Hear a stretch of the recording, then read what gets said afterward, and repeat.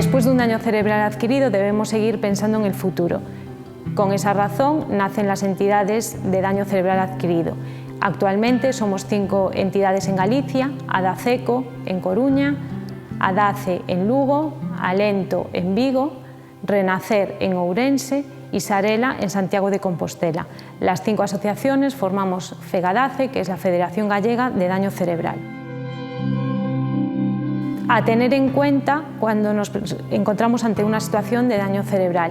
La información y la orientación del trabajador social la debemos pedir desde el principio, ya estando en el hospital, en el centro de salud, en los servicios sociales municipales o en los centros especializados o entidades sociales. Debemos aportar información sobre nuestro familiar y la situación con la mayor claridad posible. Comunicar en cuanto nos llegue cualquier notificación o resolución al trabajador social de referencia.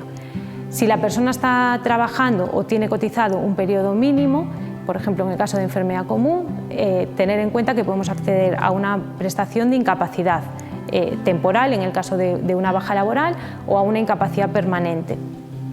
También cabe la posibilidad de que el familiar tenga que pedir una baja o solicitar algún otro tipo de permiso, como una excedencia, por ejemplo.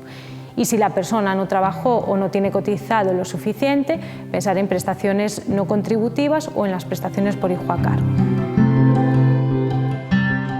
Si hablamos de integración y de inserción social, se trata de buscar siempre el recurso idóneo para la persona con daño cerebral. En este caso, el trabajador social también nos puede ayudar. Podemos hablar de recursos como los centros de día, centros ocupacionales, centros especiales de empleo, pisos tutelados.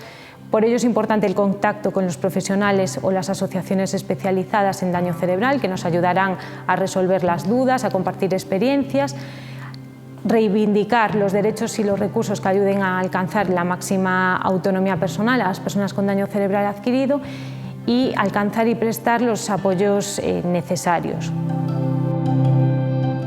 Uno de los grandes temores de las familias es qué pasará cuando ellos falten, quién se ocupará del cuidado de la persona con daño cerebral.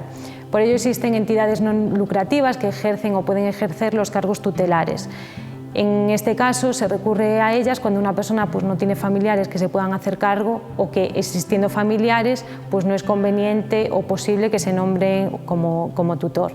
Aquí en Galicia existe la FUNGA, que es la Fundación Pública Gallega para la Tutela de Personas Adultas, y que sería la única entidad pública que tiene por objeto la tutela de personas adultas.